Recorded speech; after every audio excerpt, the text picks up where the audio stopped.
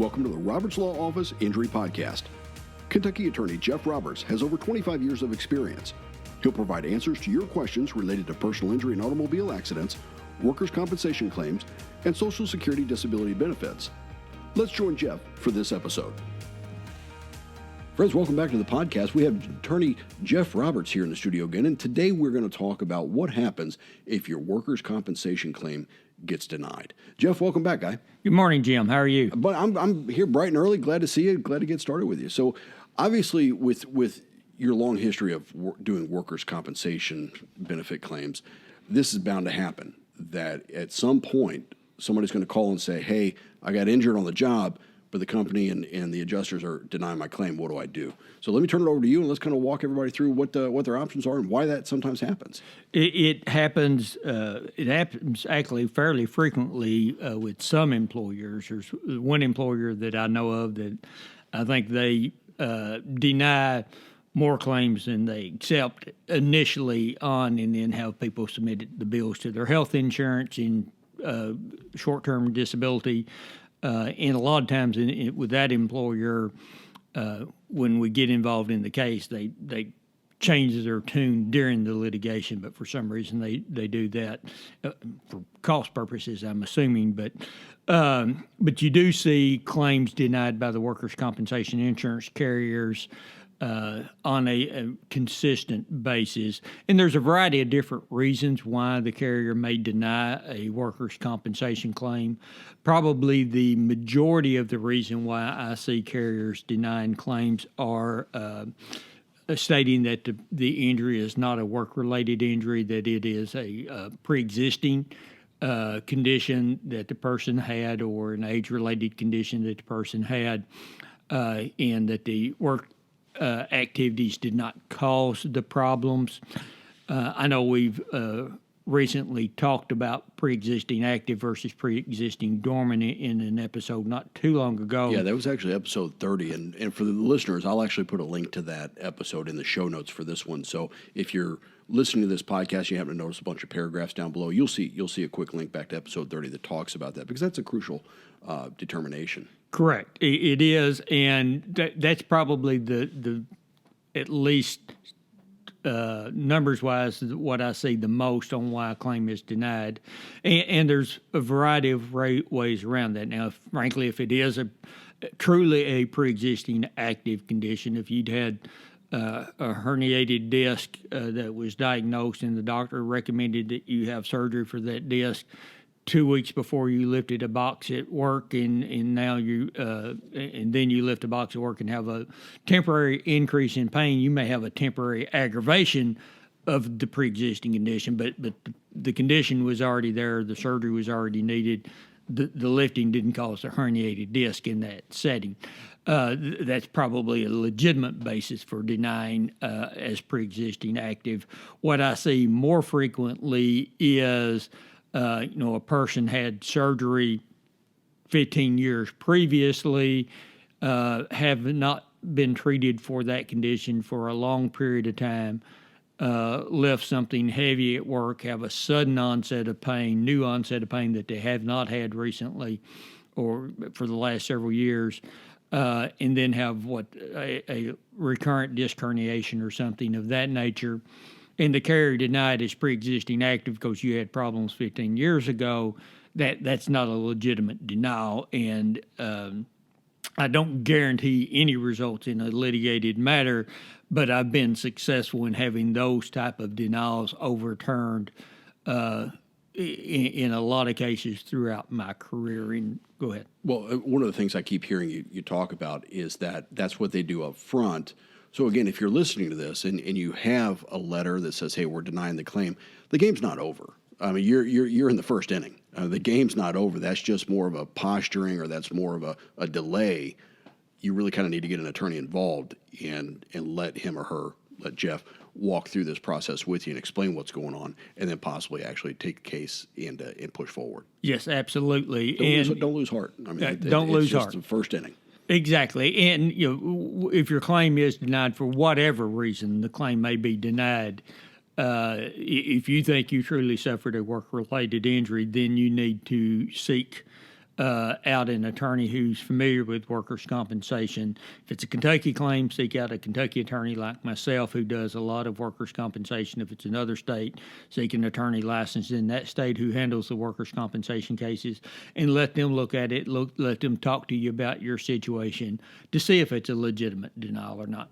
Occasionally it is a legitimate denial, but the majority of the time when people come to me when their claim's been denied, by the time we're finished with the case, it's been accepted. Either there's times like where it's been 15 years ago that they had surgery and they hadn't had treatment for 10 years. A lot of times in those cases, I can send the insurance company what the law is on that, get the statement from the doctor saying that what was going on went on 15 years ago was no longer active. It wasn't bothering the individual. This is a new, distinct injury, and I can get that taken care of without having to litigate the issue sometimes. Other times we have to get a judge to say, no, this is a legitimate workers' compensation claim, and insurance company, you got to pay for it. But you can get that accomplished. So if they deny the claim, talk to an attorney, find out what your rights are, find out if it's a legitimate denial. I don't know about other attorneys, but if you come to see me, the initial consultation is always free. So if you come in, we talk about it, and I tell you, unfortunately, I think they're correct in denying this. I don't think I'm going to be able to overturn this. Not going to cost you anything, but then, okay, I need to have this submitted to my health insurance. If I got short-term disability, file for short-term disability and get better from there. But you know what your rights are at that point in time. And you've got a qualified opinion from someone who's practiced the law in this area for quite some time. And so it may give you a little bit better feeling about kind of what's going on. And somebody who is who's on your side. Yeah. Because, the insurance adjuster or claims representatives will tell you, they very well may tell you the law's clear, this isn't going to be a covered workers' comp claim. You need to submit it to your health insurance. And, you may say, oh, well, she knows what she's doing or he knows what he's doing. They know the law. I don't. So, okay, and submit it to health insurance from that standpoint. But that claims representative is looking, their interest is what's best for the company that employs me. Versus what's best for this potentially injured worker.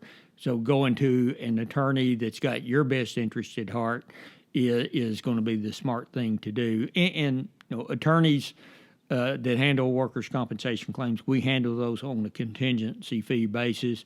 So if it's an odds-on loser, we litigate this case out, and the likelihood is the judge is going to say it's not work-related, I'm going to tell you at that first meeting because I don't want to spend several hundreds of hours on a case to be at the end of it for the judge to tell me my client's not entitled to workers' compensation benefits. That doesn't help my client out. It doesn't help me out. Exactly. There are a couple of quick things. You've referenced a couple of times pre-existing active. That's an important status. That's an important classification. Again, as we said, in episode 30, Jeff goes pretty in detail about what those different types of pre-existing categories are, why that difference is so important. So if you're interested, it would be worth your time probably go back to episode 30. And again, I'll put a link there. But Jeff, let's talk a little bit about then when you said the insurance carrier is there for the company. That's also an important distinction because that insurance carrier who's handling the workers' comp claim doesn't work for the injured person. They work for the company. And so they're going to do their best to defend the company and the company's money. Correct. They work on behalf of the insurance company. And so that's, if it is an insurance company that adjusts their own claims, the insurance company that they are working on behalf of is the same one who's writing their paycheck. If they are a third-party adjusting firm that the insurance company hires, still their loyalty is to the insurance company that is hiring them to do the adjusting from that standpoint. So that's that is who they are, whose interest they are looking out for. And when you hire an attorney, the attorney is looking out for your interests. By contract. Exactly. Yeah. By contract and by ethical and legal obligations. Yeah. So the attorney is looking out for your interest from that standpoint. And sometimes attorneys, when they're looking out for a client's interest, have to give the client some information the client doesn't want to hear, but that's what you have to do when you're looking out for somebody's best interest from that standpoint. So, having someone that's familiar with the law to tell you this is what it is, and even if it is a claim that is a legitimate denial, once you've talked to the attorney, hopefully by the time you've had that conversation is over with, you may not agree with it, but you at least understand why the claim has been denied at that point in time. And there's times that I don't agree with what the law is, but I got to live within what that law is, and I got to tell my clients, I wish it was different, but this is what the law is, and this is where we're at. One of those is another reason that I see cases being denied, and that is that the injured worker did not give timely notice.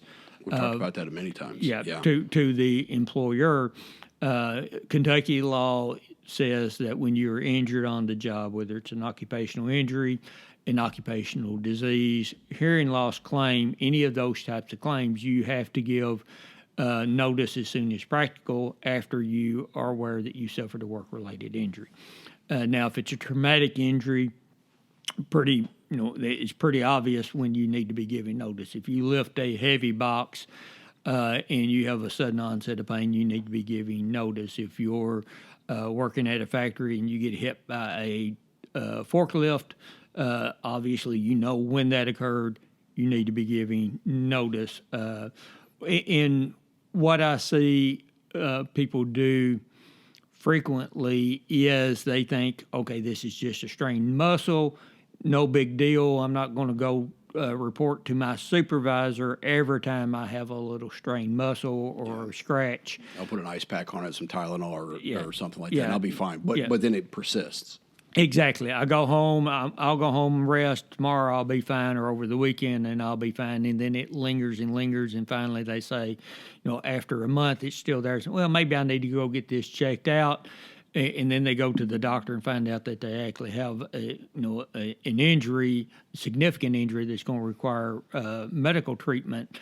And then they go report the injury at that point, and then the insurance company says, no, you did, or the company says, no, you didn't timely report this, and this isn't going to be covered by workers' compensation. And some companies have a policy that you have to report within 24 hours, or we're not going to cover the claim. But interestingly, that's not Kentucky law. Interestingly, that's not Kentucky law, and so So I've had a lot of people come in and they said, well, they're not covering the claim because I didn't report within 24 hours. And no, I didn't report it. And even I've had in the past some union reps say, well, unfortunately, the contract says you got to report within 24 hours. That's not Kentucky law. It may be part of the union contract. The union contract doesn't change what Kentucky law is for workers' compensation purposes. So talk to an attorney about that. There can be ways around that. If you have a sudden onset of pain, you start getting medical treatment and get medical treatment for 5, 6, 7 months, and never report that, going to be really, really hard to get around that in that regard. To say, well, he shouldn't have reported it any sooner. If it is, you think it's a strained muscle, and you don't go seek medical treatment for it, but you told your coworker about it, but you said, yeah, man, I tweaked my back when I lifted that, but I'll be better after I rest with it for a while, and then a month later you find out probably I or another attorney that knows what they're doing in workers' comp can probably get that and say, okay, that was an excusable reason for not giving notice the day of the injury. From there, but they gave notice before or shortly after they went and seen a medical provider. So there's ways around to doing timely notice. Some injuries you just don't, or some conditions you just don't know about until you go to a doctor. Well, I would think if you're in construction, or maybe you have a warehouse job, or maybe you're working on the assembly line somewhere, you're going to get a lot of those tweaks and aches and pains. And it's just, again, get them checked out. And as soon as the doc says, yeah, this is probably work-related, go ahead and report it. Yes, and that's the other side of it. Sometimes you don't know it's work-related until the doctor tells you it's work-related. If you work in a a factory where you're putting product up over your head all the time. And over time, it's not a specific injury where you're lifting a heavy box up over your head and have a sudden onset of shoulder pain, but you're doing that activity repeatedly, and you just notice, it starts off as a little bit of an ache, and then it just gradually gets worse until you have to seek medical treatment. A lot of people don't realize that can be a workers' compensation claim. If you go to the doctor and the doctor says, are you doing a lot of overhead activities? Or if you tell the doctor what your job duties are, then he says, yeah, you got to tear the rotator cuff in your shoulder, and what you've done is caused by your work activities of putting stock up overhead repeatedly. That's what's caused this problem.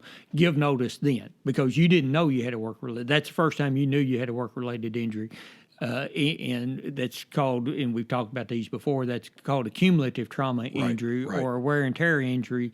And the time on giving notice then is when you find out that you've suffered a work-related injury, which is when the doctor tells you that you've suffered the work-related injury. But and I do believe that was episode 31, actually. So that was just the previous episode. So once again, my friends, I'll put a link in the notes for you.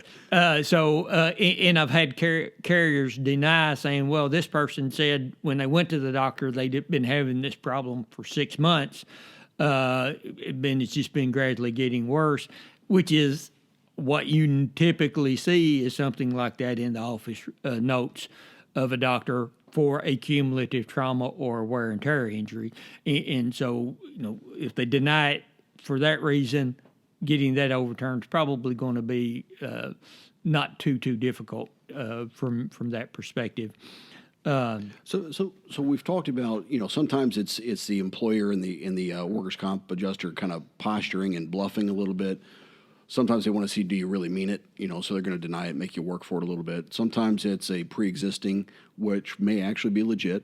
There are other situations, though. I mean, we've talked a lot of times about maybe I was getting hurt coming, traveling for work or coming to and from work, and there's a difference there as well, right? There is, and that's another reason that you see claims denied is that the injury was not, quote unquote, during the course and scope of the employment.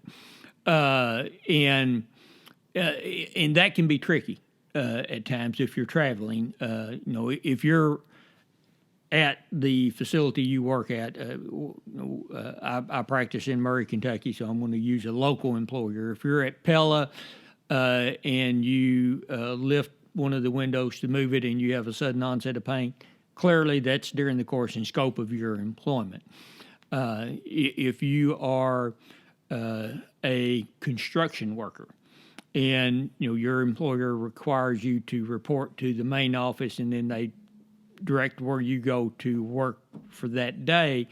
Your drive to the main office probably would not be covered if you had a wreck on the way to the office. But then if you wreck from the office to the site that you're going to be working at that day, that's going to be considered during the course and scope of the employment. Now, if you are an employee, I see this frequently with like home health nurses who go from their home directly to the patient's home, and then they go from patient to patient to patient, and then at night come back to their own home. Those, even when you leave your house to go to the first patient that you're going to, that's going to be covered in that regard. And I think a lot of people get that confused. They think, well, I really wasn't going to work yet. Well, no, you were. When you left your driveway, you were basically covered, more or less. You're covered. And those cases are very, very fact specific.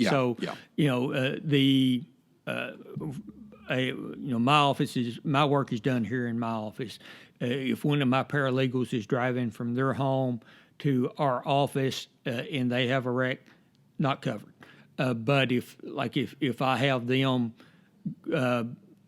maybe they drive over to Marshall County to file something. Yeah, if driving from their home, I need them to stop by a client's home to have a document signed, and I said, well, and I tell them the night before, I say, okay, it's on your way into the office in the morning. If you don't mind, take this home with you. Stop by the client's house tomorrow. They can't come in. Just stop by and have them sign. I've already talked to them about it over the phone, explained it to them. We just need to get their signature. Well, then it's going to be covered. It's So company business. everything it can vary from situation to situation and employer to employer and what your job duties were at that specific time. So course and scope of the employment is one that you when you see that, you've got to be real specific. And sometimes it's if you're walking from the parking lot into the facility, sometimes that's going to be covered. Sometimes it's not going to be covered. So those are cases where if they're denying, saying it's not during the course and scope, talk to an attorney because your specific fact situation, and like I said, it can change from day to day depending on what your job duties are. It very well may be a covered activity. So, Well, and this is, I think, often overlooked. If you're a field sales rep and you don't actually have an office necessarily, maybe you're the regional rep, so you're waking up in the morning, you're getting in the car, and you're heading out. You're kind of covered until you get back home, assuming you're on company business and doing company activities within the normal scope of your job, right? correct. Yes, as long as you don't vary outside that scope of the employment. So Yeah, I'm going to drive over and see the kiddo at school, and that's a deviation from correct. work. Yeah. If after your last person that you see for that day, if you're going straight home, covered. If you say, okay, I'm going to go from, instead of going to my home in Murray, I'm going to go visit my daughter or brother in Paducah or wherever it is that's out of the normal way. You do that, and then you have a wreck there. They're going to say, well, you're outside the course and scope at that point, right. And probably be legitimate denial from that standpoint. So it's every situation is different, and so you need to make sure if they're denying it, you think it's work related, or if you're not sure if it's work related. From that standpoint, talk to an attorney about that. And we've talked about. We've primarily been talking about like car wrecks, and obviously you have the car wreck case unless you're the one at fault there as well. So you may need to talk to, and probably do need to talk to an attorney about that. But it doesn't necessarily have to be like a car wreck that it can be in the course and scope. Sometimes you're walking and trip, like I said, if you're going walking from the parking lot in and trip and fall over something, that can be during the course, that can be a covered injury in certain situations and not in other situations. Right, it was a company parking lot. We all have to park over there, and suddenly you turned an ankle or something on because there was a hazard or something like that. And, generally that's going to be considered workers' comp, even though you hadn't clocked in yet, which is, again, another thing that people forget about. Right, and exactly if it's the company parking lot or on the construction job. If, for instance, it's somebody who's working down at Fort Campbell on construction, they got to park in one area and walk, and it's Fort Campbell's property. It's not the employer's property, but the only reason they're walking across that is because of their job duties. It's called the positional risk. If your job puts you in the position to encounter that hazardous condition or that dangerous condition, it's still covered by workers' comp in that setting because you wouldn't have been there other than your work activities. Right. So. And there are so many little nuances, and I'm glad you said it earlier. These cases are very fact-specific, fact-dependent. You can't make a blanket statement, but more often than not, based on your experience, I mean, you're going to be able to say, no, that generally should fall under workers' comp, at least here in the state of Kentucky, right? Correct. Right. Most of the time you come talk to me, I can tell you during our conversation, yes, this should be covered. No, this probably is not going to be covered. There are some situations where the law may be unclear, or I need more facts or more information before I can make that determination. But if you go to, I've been doing this 29 years, so very few clients come through my front door now that have a situation that I haven't seen before. And that's not a. I don't want anybody out there to say, "Well, here, hold my beer," and try to find and try to have something come up. But if you come in to see me, you're probably not going to have something that I haven't seen before, and hopefully I'll know the answer off the top of my head. If I don't know the answer off the top of my head, I can do the research and find out and get you an answer in fairly short order. From that standpoint. And then that leads us to another issue that I see, I'd not asked frequently, but it is a very important issue. Two more that can be denied, but another one that's a very important issue is horseplay. If you are engaging in horseplay and you get injured, it doesn't matter if you're on the job at the time. If you're engaging in horseplay and that's what causes you to be injured, that's not going to be covered under the workers' comp law. So bottom line, you're goofing off at work, you're doing something that, trying to be funny or trying to play a joke on somebody, and you get injured, that may be the exclusion, right? Yes. I mean, and there are exceptions even to that. There's always exceptions to every rule to some extent. But if you are engaging, if you got a place where there's water hoses and you and a friend are shooting water at each other and spraying each other instead of doing your job, and even if it's on a break and you're doing that and you slip and fall in the water and get hurt, probably not covered. Now, if that's an activity that is engaged in and the employer or business manager or whatever supervisor is engaged in that activities with you, and it occurs all the time, and the employer has kind of acquiesced in that type of play occurring at work on breaks, you may be able to get around the horseplay exception to the Workers' Compensation Act. But as a general rule, if it's horseplay that you're engaging in, the injured person is engaging in, if you've got two coworkers that are engaging in horseplay, but you're not doing that and you get hurt because of that, your claim is still covered. As long as you're not one of the participants in the horseplay, it doesn't matter. They're spraying each other with hoses. You happen to trip over one of the hoses. Exactly. Yeah. Yes. Yeah. So so you've got to be one of the participants in the horseplay for it to affect your ability to pursue the claim. That makes sense. And then the final one is that you see cases denied, and again, this is one that's very rare, but it is a complete denial of the claim too, is if the injured worker is intoxicated. And there's certain proof requirements that they have to show to prove that you were intoxicated.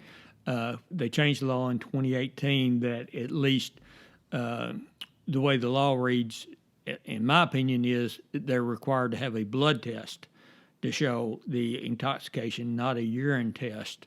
There's some question in that regard, and it's not been finally decided by the courts. There's a case actually going up now that will hopefully say yes or no, so we'll know what the answer is. But I think the way the statute plainly reads is it requires a blood test to prove the intoxication, but it doesn't require any level, which is a big factor. So, if you have a blood test that shows any level of an illegal substance, you don't, even if you're not showing any signs of intoxication at work, if it's in your bloodstream, then your claim can be denied, and it's going to be extremely, extremely hard, if not impossible, to overcome that in that setting from there. Now, obviously, if you are intoxicated, you don't need to be at work. Anyway. Right. But some substances you can use the night before, and they may still be in the bloodstream, even though they're not. They may not be actively intoxicating the individual from that standpoint. Now, I think that you see that much more in urine, or it may be at such a low level in the blood now that it's not impairing the individual. In urine, you used to see that frequently because certain. And I'm not a toxicologist, so take this out with a grain of salt, but my understanding is like marijuana will stay in the system for 30 days and show up in urine for 30 days. It doesn't, if you smoke it 30 days later, you're not still intoxicated from the marijuana, but it would still show up in the urine. Blood is not going to do that, but it may be at a level that, every doctor says that's at such a level he would not have had any effect. Doesn't matter.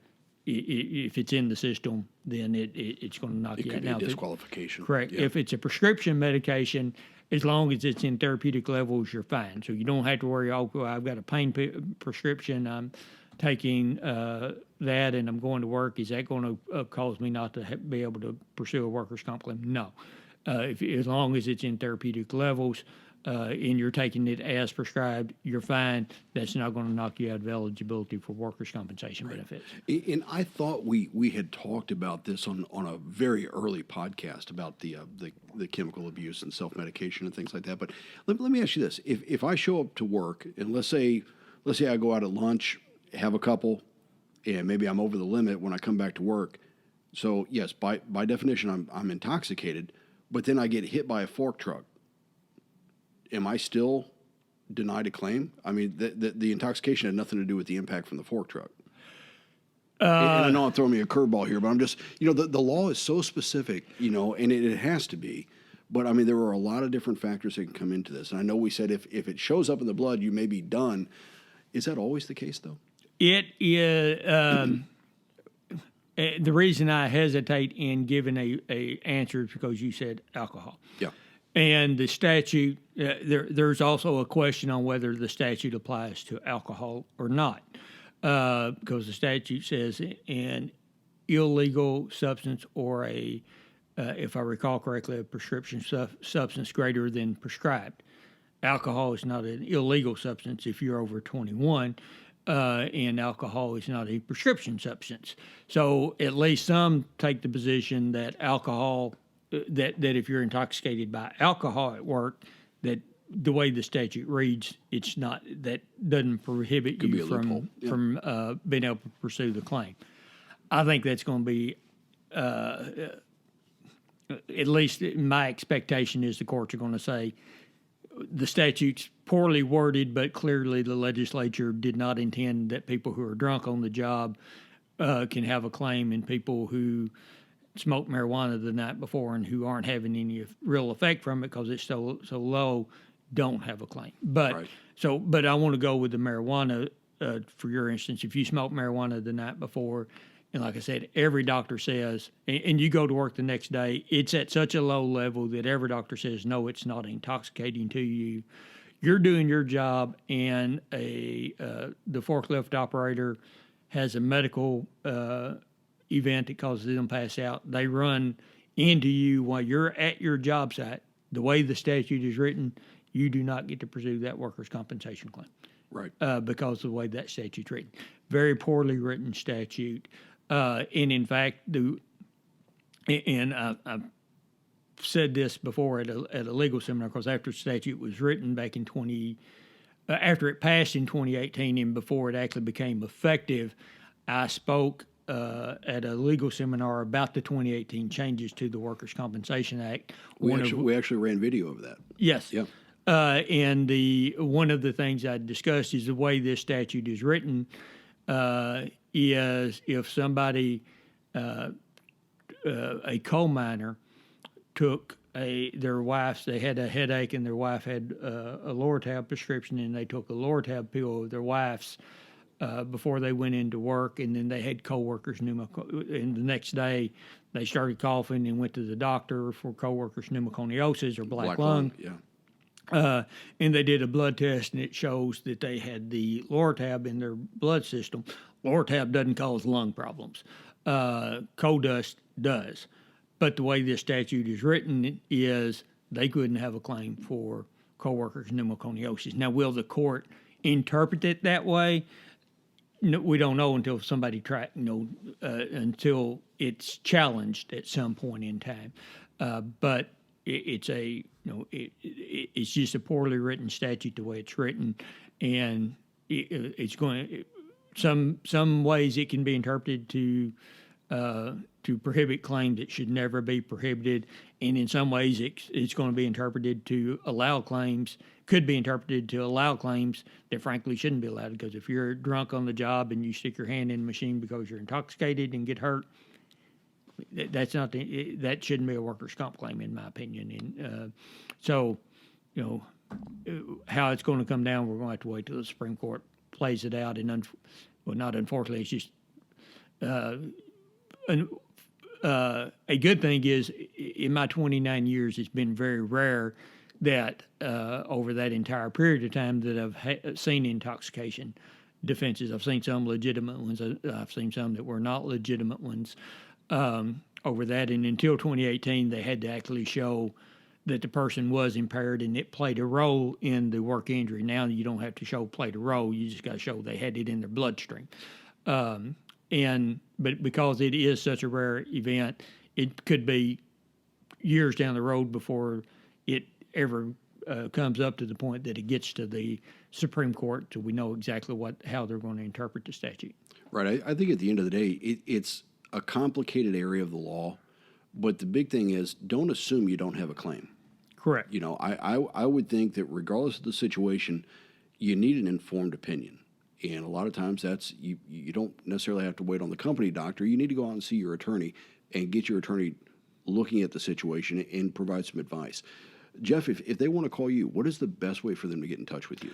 Best way to reach me is to call me on the phone, 270-753-0053. And if you call during business hours, you're going to get a live person to answer that phone as a general rule. Sometimes I've got 3 lines here at the office, and if there's only 1 or 2 staff members here and they're on the other phone, they're not going to be able to pick it up at that point. But it's very rare that during business hours we do not answer the phone personally, so you get to speak to a live human being there. If I'm not able to talk to you, then I will return your phone call. But that's the best way to reach me. You can reach out to me by email at jeff@jeffrobertslaw.com or through my website as well. You can contact me through that means, but the best way is to call, and the phone number is 270-753-0053, or if you want to use a toll-free number, 1-800-844-5108. Jeff, I appreciate it. I mean, you know, if I'm injured on the job and my claim gets denied, I'm probably going to have a bunch of different questions. But again, take heart. That doesn't always mean that's the final ruling. Again, it may just be the first inning of the longer game, and you're there to help them with it. So, hey, Jeff, I know you're busy. Thanks for your time. I appreciate you. Good to see you again. We'll talk to you soon. Thank you, Jim. Bye-bye. Thank you for listening to the Roberts Law Office Injury Podcast. Jeff will return in 2 weeks. Until then, he invites you to visit jeffrobertslaw.com and follow his firm on Facebook. At the Roberts Law Office, you'll find a history of small town service and big city results.